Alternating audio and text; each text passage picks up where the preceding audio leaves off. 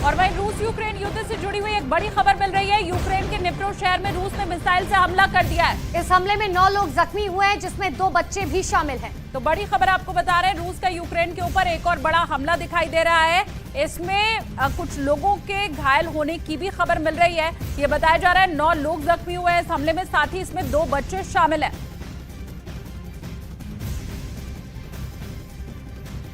तो दुश्मन कोई भी हो, पुतिन किसी को माफ नहीं करते। वैगनर चीफ को पुतिन के खिलाफ विद्रोह की सजा अब मिल चुकी है।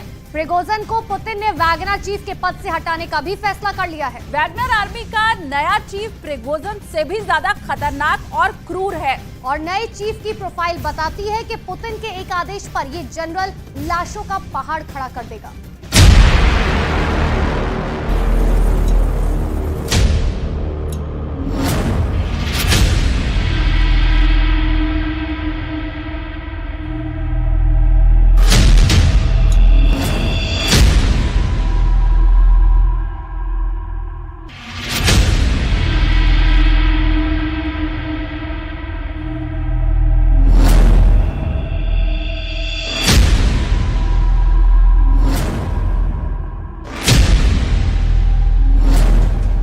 पुतिन का ऑर्डर आ गया है। वैगनर आर्मी में सबसे बड़ा बदलाव।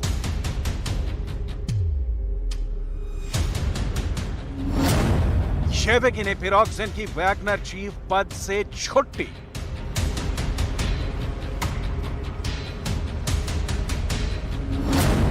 प्राइवेट आर्मी वैगनर को मिला नया चीफ।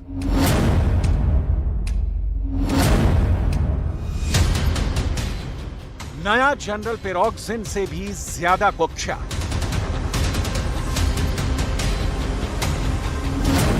महायुद्ध का सबसे बड़ा टर्निंग पॉइंट आ गया।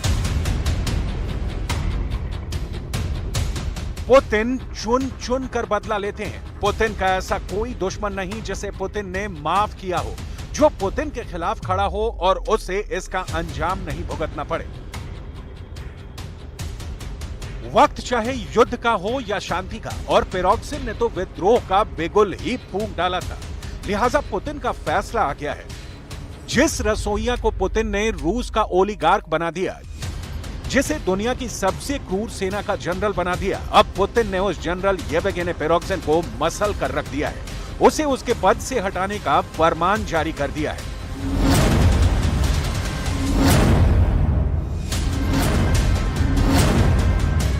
तो कौन है पुतिन की बनाई वैगनर सेना का नया चीफ? क्या है नए वैगनर चीफ की युद्ध में काबिलियत? नए चीफ को पुतिन ने क्या दिया है ऑर्डर?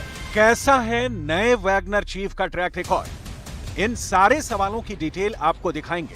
आपको बताएंगे कि फिलहाल बेलारूस में पोलैंड के बॉर्डर पर इकट्ठा हुई वैगनर सेना किस तरह की ट्रेनिंग ले रही है और क्या है वैगनर आर्मी का next plan.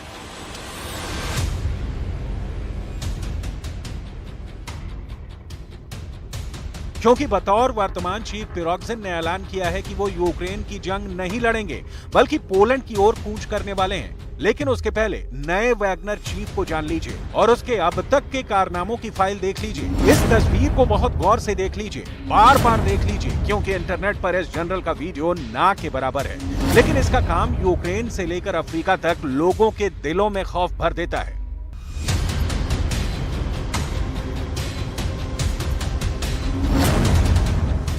Sergei Vladimirovich शुभको। Sergei 47 साल का है, यूक्रेन में ही पैदा हुआ है, लेकिन 1990 के दशक में सर्गेई के माता पिता यूक्रेन छोड़कर रूस चले गए। वैगनर ग्रुप ज्वाइन करने के पहले सर्गेई व्लादिमीरोविच 1994 से 2002 यानी 8 सालों तक रूस के एयरबोर्न ट्रूप्स में था। 2003 में सर्गेई को कमीशन फॉर यूथ अफेयर्स का चेयरमैन बना दिया गया। 2014 में सर्गेई कोसैक सोसाइटी का हेड बना। सर्गेई ने 2017 में वैगनर ग्रुप ज्वाइन कर लिया। वैगनर सेना में शामिल होते ही 2018 में पुतिन ने सर्गेई को सीरिया भेज दिया। 2021 में सर्गेई अफ्रीका में वैगनर की कमान संभाल रहा था। 2022 में सर्गेई आक्रुग प्रशासन का डिप्टी हेड बन गया। सर्गेई के खिलाफ आतंक और हिंसा के कई मामले दर्ज हैं। सर्गेई को फ्रंट लाइन पर मोर्चा संभालने के लिए पॉयनियर के नाम से भी जाना जाता है। सरगेई की वैगनर चीफ के तौर पर ताजपोशी करके पुतिन क्या मैसेज देना चाहते हैं? अब पुराने चीफ येवगेनी प्रिगोजिन का क्या होगा? और सबसे बड़ा सवाल जो पश्चिम मीडिया में उठाए जा रहे थे कि वैगनर के विद्रोह के बाद पुतिन इस सेना को ही भंग कर देंगे। ये फैसला पुतिन ने क्यों पलट दिया? उसका जवाब पुतिन और बेलारूस के राष्ट्रपति लुकाशेंको की ये सबसे ताजा मीटिंग है। पुतिन ने इस मीटिंग में जो तय किया वो ये कि वैगनर लड़ाके फिलहाल बेलारूस में ही रहेंगे और बेलारूस की सेना को ट्रेंड करेंगे। अब सवाल उठता है कि ये ट्रेंड सेना क्या पोलैंड पर हमले की प्लानिंग कर रही है?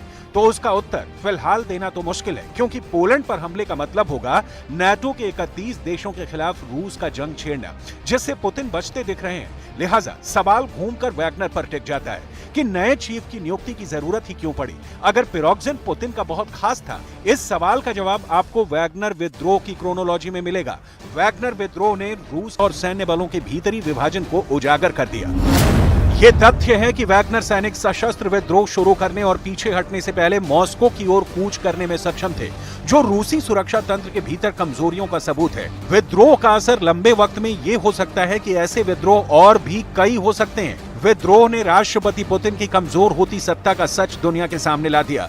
वैगनर विद्रोह की इससे पैदा हुई अनिश्चितता के कारण रूसी रूबल विनिमय दर में अस्थिरता की स्थिति पैदा हो गई।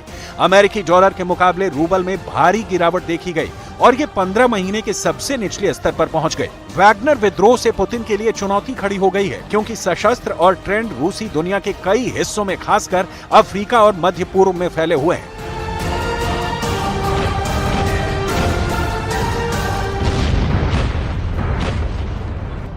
असल में वैगनर विद्रोह बहुत कम वक्त के लिए खड़ा हुआ और पुतिन की ताकत की आंधी के सामने कुछ घंटे तक ही टिक पाया। लेकिन पूरी दुनिया ने ये 20-21 सालों में पुतिन के खिलाफ पहली बार ऐसा विद्रोह देखा। ये पुतिन की साख पर बट्टा था, लिहाजा उसी दिन तय हो गया था कि येवगेनी प्रिगोजिन को पुतिन छोड़ेंगे नहीं, भले ही उसे बेलारूस भेजकर फिलहाल मामला टाल दिया गया हो। ये भी तथ्य है कि इस वक्त भी प्रिगोजिन के खिलाफ विद्रोह की जांच चल रही है और इस जांच में प्रिगोजिन गुनहगार पाया गया तो उसे 20 साल तक की सजा हो सकती है। मतलब प्रिगोजिन की विदाई की स्क्रिप्ट बहुत पहले लिखी जा चुकी थी, लिहाजा सीन बदल गया। सरगेई वैगनर की कमान संभालने वाला है। वैसे वैगनर लड़ाकों को कमतर तो कभी खुद पुतिन भी नहीं आंक सकते। इसका कारण है इन भाड़े के सैनिकों का युद्ध में प्रदर्शन। बखमूत इलाका सबसे बड़ा सबूत है, जहां फ्रंट पर खड़े होकर वैगनर लड़ाकों ने जीत हासिल की और पुतिन को बखमूत गिफ्ट कर दिया। दूसरा, पुतिन 50,000 ट्रेंड भाड़े के सैनिकों की सेना को भंग भी कर देते तो ये लड़ाके क्या करते?